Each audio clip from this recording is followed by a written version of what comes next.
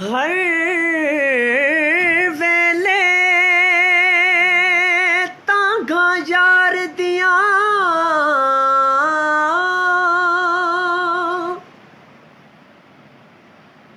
ओ मैं बैठड़ी का गुडारा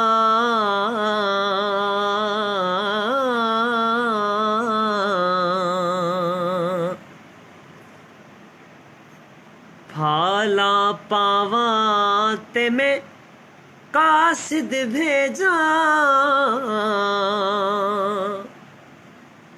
हो मेरा थी गया हाल बीमारा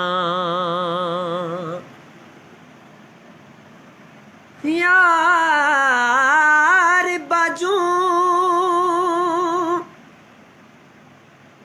हुण जीवन कूड़े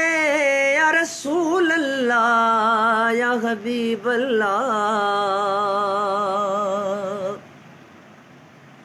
यार बाजू हुण जीवन कूड़े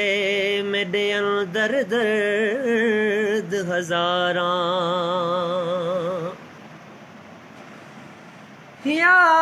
यार बाजू हुण जीवन कूड़े मेरे अंदर दर्द हजारां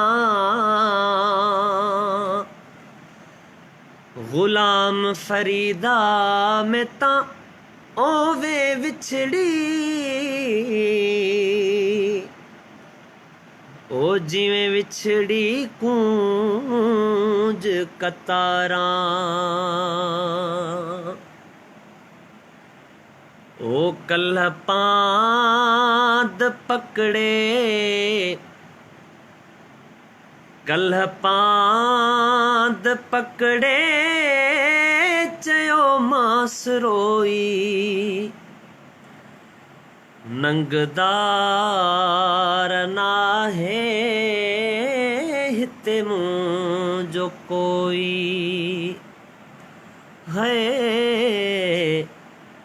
नंगदार ना है हिते मुँह जो कोई ओ कयूं मास मिलथू घणियों ई घिटिया में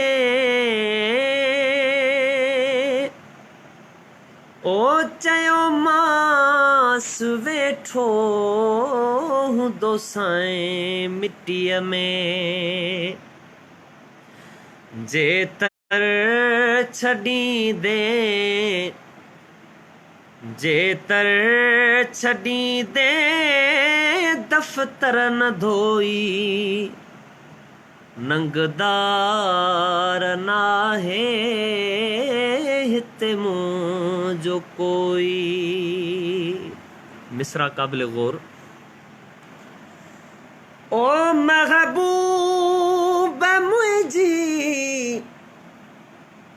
हर मुँह झमेटी ओ जडा पेरड़न ते पयो मां सुलेटी मुझे मदायुल जी जड कल पिरिया पे कॾहिं कोसा न थिया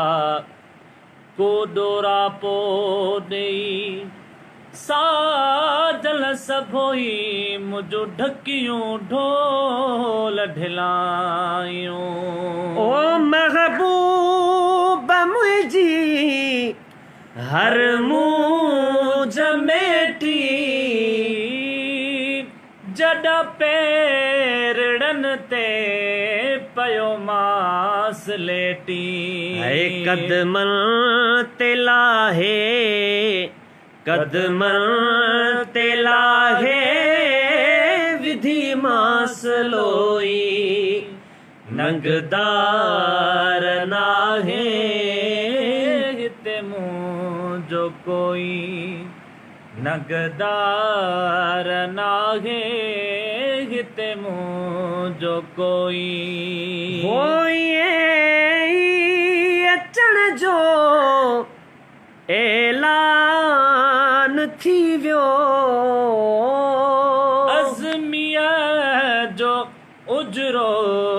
ऐवान थी वियो अचण जो ऐलान थी वियो अज़मीअ जो उजरो ऐवान थी वियो